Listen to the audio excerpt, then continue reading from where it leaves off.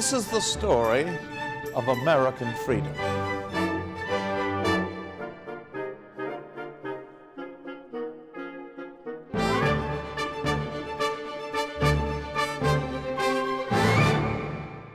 Our course is the story of freedom in America.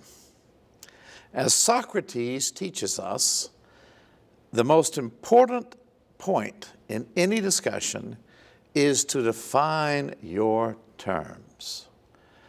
Most of our internal political problems, almost all of our foreign policy problems, arise from our failure to define what freedom means. As we have seen, as we normally use the word freedom, it in fact comprises three separate ideals or components: national freedom, political freedom, individual freedom. National freedom is your freedom from foreign domination, whether as a country, an ethnic group, a tribe. It is your freedom from domination by others. That is the most basic form of freedom. Political freedom. It is your freedom to vote, to hold office, to serve on juries.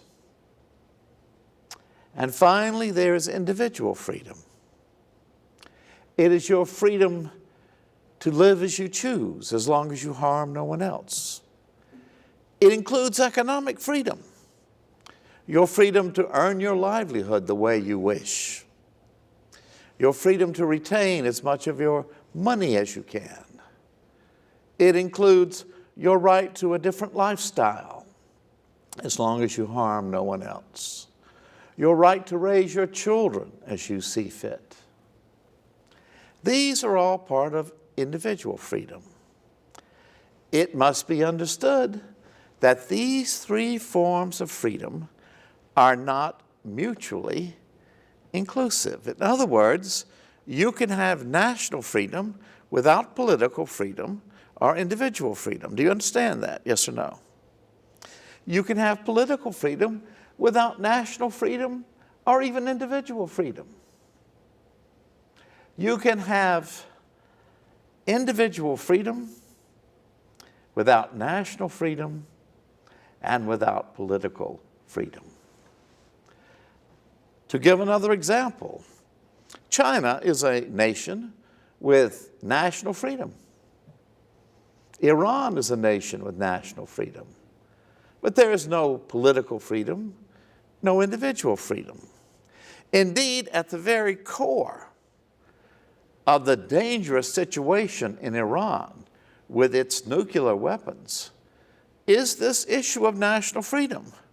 We simply refuse to recognize the deep Iranian feeling that this is an infringement, a taking away of their national freedom. Now, it may well be in the common good, but it is why they are determined to maintain that right to an atomic bomb. We cannot understand that. Political freedom. It can be argued that Germany, as I said earlier, and Japan, only after they had lost their national freedom in World War II, came to have political and individual freedom. In fact, the Germans in 1933 gave up their political and individual freedom in order to have national greatness. Moreover, in this country, we have achieved a unique balance between these three forms of freedom. As I reminded you earlier, we have never been conquered. We are politically free more than any country in the world, and you are more free to live as you choose here than any nation in the world. What we fail to grasp is that not every nation wants that balance. And most certainly they do not want our imposing our concepts of freedom upon them. This is true in the Middle East. The disaster in Afghanistan could be and was, by me, predicted at the very start.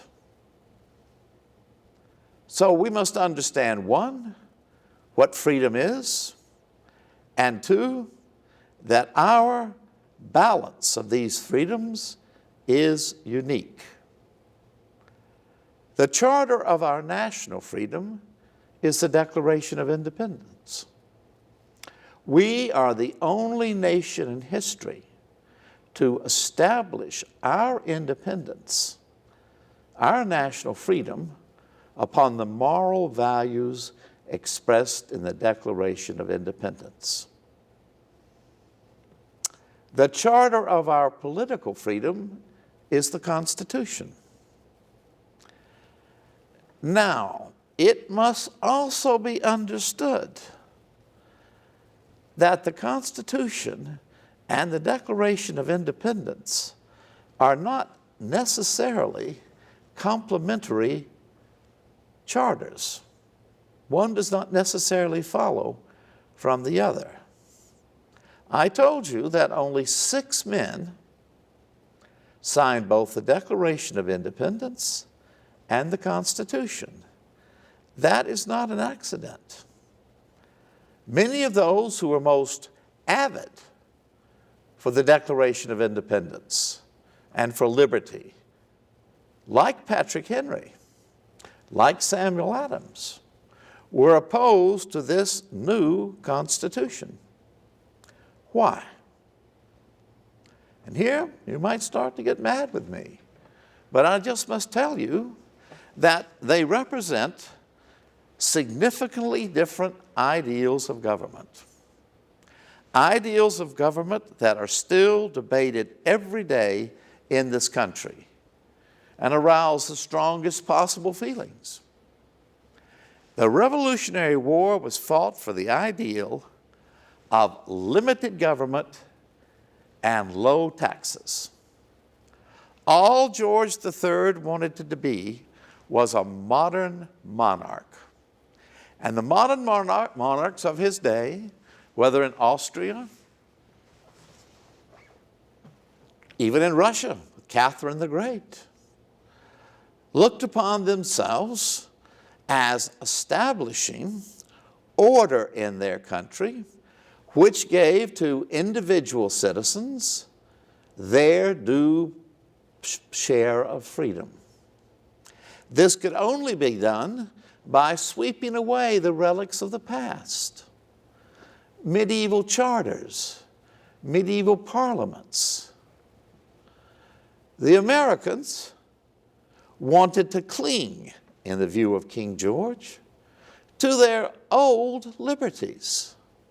Liberties that went back to the Magna Carta, to June 15th, 1215.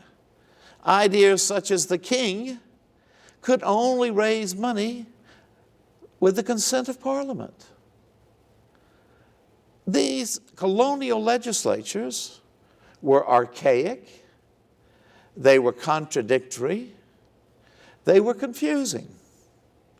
What was needed was stability and order and uniformity. And thus the Americans rose up. They did not want Parliament to tax them, and they did not want the king's efficient government. In fact, their ideas were revolutionary in one way. That is to say, the very idea that Parliament did not govern for the whole of the British Empire was absolute nonsense to a Britisher who believed that Parliament itself was the embodiment of English liberty. When Americans said no taxation without representation, that made no sense. The Americans were represented in Parliament as a whole. Parliament did not have geographic representation as we understand it, in the sense that a member of Parliament had to live in the district he represented. In fact, Adam Smith, in his wisdom, For the year 1776 saw not only the Declaration of Independence, but the publication of the brilliant economic work, The Wealth of Nations. Adam Smith touched upon this issue. He said, you know, the current problems with the Americans would disappear if they were only given membership in Parliament. Let 50 of them be elected. In a supercilious way, he said, you know, they're the kind of tradesmen and others like that would never have any recognition in Britain, but they think of themselves as important. So let them elect 50, let them come to London. There they can present their point of view, and we will gain from understanding their point of view. And they will gain the notion and an understanding that they are part of a larger empire.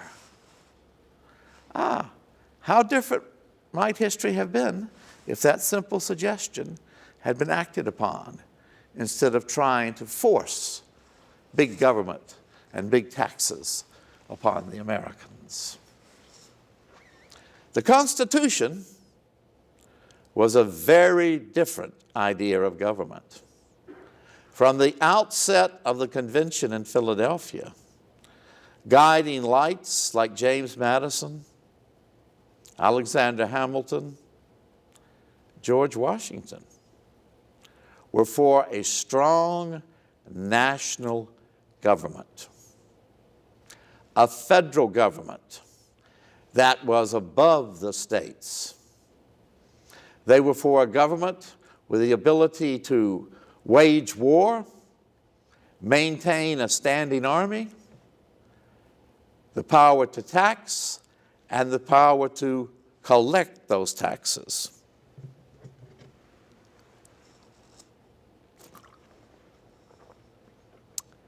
What does this Constitution say? We could, with profit, read it all. I am frequently amazed at my suspicion that many of our members of Congress have not read much in the Constitution. I'm astounded how many somehow think that the term that all men are created equal is in the Constitution. It is not. So it would be good if every congressman, maybe every American, once a year, sat down with learning and understanding and guidance and read that Constitution. We're told clearly in the preamble what its intentions are. We, the people of the United States, in order to form a more perfect union, establish justice, ensure domestic tranquility, provide for the common defense, promote the general welfare, and secure the blessings of liberty to ourselves and our posterity, to ordain and establish this Constitution for the United States. That first word, we the people, that aroused the strongest sentiments among men like Patrick Henry. How dare they speak the language of the people? And in fact, in its original form, the preamble read, we the people of New Hampshire, New York, Connecticut, on down to Georgia. But it was changed to we the people of the United States. And in the beautiful calligraphy in which it went out, we the people is written in large capitals. I want you to understand the principles of the Constitution, the leading ideas of the Constitution. And the first of these is democracy. Don't let anybody tell you the United States is not a democracy. I get so weary of someone raising their hand in an audience and saying, we're a republic, not a democracy. No, the two words are exactly the same. Democracy is a Greek word, demokratia, from demos, the people, and kratia, power. Republic is a Latin word, res publica, the people's thing. The United States, when it says we the people, means just that. We are the government. It is government of the people by the people and for the people, as Lincoln reminded his audience at Gettysburg. We should not talk about the evils of the government. We are the government. And this Constitution gives us the opportunity to change whatever we don't like about the government. So first, we are a democracy. Secondly, we are based on representative government. The Athenian democracy of the 5th century BC, which also achieved a unique balance of national freedom, political freedom, and individual freedom. In it, every citizen met together in the assembly and voted on every issue. That's not our way. We choose representatives, but they are our representatives.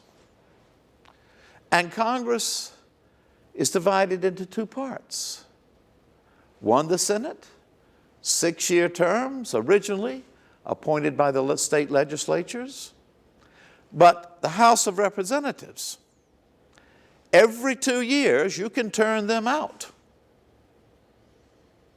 So representative government is the second fundamental value of our Constitution. And then rule of law. We are a nation of laws, not of men. This the Declaration of Independence stated clearly as well, when it said that George III had substituted arbitrary will for law. We have the rule of law, and that supreme law is the Constitution of the United States. This Constitution shall be the supreme law of the land. Nothing in any other state constitution withstanding. So we are ruled by law. And whenever we have disputes about that law, the founders saw to it that we had an independent judiciary. To them, that was one of the keys to preserving freedom. In the 17th century, the idea had developed that a court, an English judge, could overturn a ruling of Parliament or say no to the king. That lapsed in England, but it became fundamental to this country. And no one made it more fundamental than that great Chief Justice, John Marshall, who established forever the clarity that the Supreme Court can overturn a law passed by every member of the House, every member of the Senate, and signed by the President. That makes us, in this one sense, the most aristocratic constitution in the world. By a 5-4 vote, the people's will can be overturned. Thomas Jefferson didn't agree with that. He believed that Congress, by its very fact of passing a law as representative of the people, made that law constitutional. But as president, he went along with Justice Marshall. And then that brilliant division of powers into a legislative, a judicial, and an executive branch. The great Baron Montesquieu, in his work on the spirit of the laws, published in 1747, spoke of the central importance of that division of the fundamental nature of government. There must be a body, our Congress, to pass laws. There must be an executive, our president, to put those laws into action. And there must be a judicial branch to interpret those laws. That was one of the criticisms of the Constitution. It was too complicated. All of these divisions couldn't work. Well, the men who signed it sent it out to the public, and when they argued for its ratification, they said, let's see if this works. Then are our checks and balances. What is the first article of the Constitution? It's about the powers of Congress. That's not an accident. The founders understood that amidst a balance of power and checks and balances, there must be one supreme power, and that is Congress. Congress has an unfettered right to tax. It has an unfettered right to regulate commerce. It alone can discipline the armies. It alone can issue currency. And nowhere did the opponents of the Constitution howl more than that the states were giving up everything that made them sovereign. The president, he doesn't pass a budget. It's nonsense to talk about this president's budget or that president's budget. Congress alone decides. If we, the people, don't like a government agency, then we send representatives to Congress who don't support with funds that agency. It's just that simple. Congress can shut down any federal agency just by not funding it. But Congress has shirked its authority. Congress doesn't want that authority. It doesn't want the authority to declare war. And presidents have always been greedy for power. And so step by step, we slip, beginning with Korea, into the notion of a major war without Congress declaring war. And more, Congress, in its partisan politics and bickering, refuses to pass the necessary legislation, passing it on up to the president to do something. The executive, if you read the powers in the Constitution itself, they are limited. He does serve as commander-in-chief. He can sign treaties, but it requires the consent of the Senate. The founders particularly chose the Senate for 6 years and had them appointed by the state legislatures, because one of the criticisms of classical democracy was that it changed the public opinion too quickly, and you'd get in a war and suddenly you were out of that war. Well, the Senate should be the stabilizing force. Great presidents like Woodrow Wilson went off to Paris, the savior of the world, came back with a treaty and a League of Nations, only to find the Senate didn't want it. All of his efforts were in vain. So our divisions of power, our balances and checks, and then, and this is going to bother some of you, the fifth article is all about change. The power to change.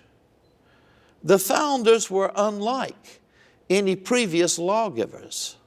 Solon, the lawgiver of Athens in the 6th century, passed his laws and then left for 10 years so nobody could change them. Tell me this, how do you amend the 10 Commandments? But the founders said, as Benjamin Franklin did, we are not perfect. Thus, they built in the power to change through the amendments. And to prove they meant it, the first Congress meeting under this new Constitution passed 10 amendments.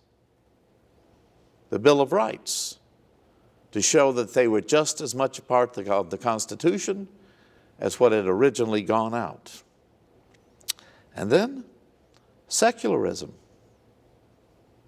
God is mentioned 4 times in the Declaration of Independence.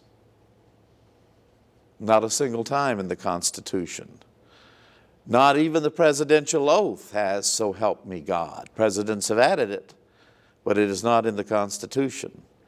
God is not mentioned. And no religious test can ever be required for anyone holding office. It was said, "Well, we'll get an atheist." Well, so we will, said James Madison, if that is what the people choose. So it is an entirely secular charter. And finally, practicality. I lower my head because that is what is most lacking in our Congress today. Practicality. These men were politicians. It's astounding how many of our founders were career politicians. And the Republic would not have gotten as far as it did without career politicians, like men like John Adams, Thomas Jefferson. They were career politicians, and they were practical. We saw how they put aside the issue of slavery because their top priority was to get a constitution. And rather than waiting for everybody to agree upon it, they made the most practical of charges. When 9 states ratified it, it went into effect. When 9 states ratified it. So the principle of practicality, and that again, to quote Franklin Roosevelt, has made our Constitution the most flexible instrument of government in history, enable us to settle a vast continent, fight a great civil war, fight great world wars, fight a depression. One of the most amazing things is that in 1864, in the midst of a civil war that was tearing the country in half, we had an election. We take that for granted. I don't think there's another country in history that you can say that of. So these are the principles of our Constitution. It is, to repeat, a strong national government with great powers to tax. That is the charter of our political freedom. Now there's one more question, I suppose, that deepens, sometimes confuses our discussions about our Constitution. We use the term progressive, some people do, in a negative sense, some in a positive sense. Get mad at me, but George Washington, Benjamin Franklin, these were some of the first progressives. They said that the Articles of Confederation worked to a slight degree to fight the Revolutionary War. But we had progressed beyond them, and we needed a strong national government. And more than that, that government had to keep up with the times. There are 2 fundamental views in our country today, represented on the Supreme Court, represented in Congress. There are those on the Supreme Court who say that the Constitution does not change. I have seen a Supreme Court judge hold up a battered copy of the Constitution and says, "This is not a living, breathing organism, and we must interpret it the way the founders said." Well, then why did they put in the amending clause? It's been amended. It's hard to amend. We've been cautious on the whole, but it breathes today. It works today because of the wisdom of the founders in building in the power to change. And the question, how narrowly do we construe that Constitution? Thomas Jefferson was strong for states' rights and strong for a very narrow interpretation of the Constitution. Unless a power was specifically spelled out, it did not belong to Congress. But Congress had the right to establish post roads, post offices to carry the mail. To Jefferson, that meant that's all they could do. They could say that the local grocery store in Athens, Georgia, was the post office. And that a toll road going through Athens, Georgia, was a road along which the post could be carried. But there were others from the very beginning, and they would be later on great men like Henry Clay and his admirer Abraham Lincoln, who believed that there was a broad interpretation of that Constitution. And just to take this one, established post roads, that meant Congress could vote for an enormous interstate highway system and fund it from taxes. That Congress could build post offices in towns. And on the whole, it's been this broad interpretation of the Constitution that enabled our nation to stay together during the Civil War, build a great railroad across that nation, and promote the general welfare of millions upon millions and generations of Americans. Stick close to the Constitution, Daniel Webster said. Miracles do not occur in clusters.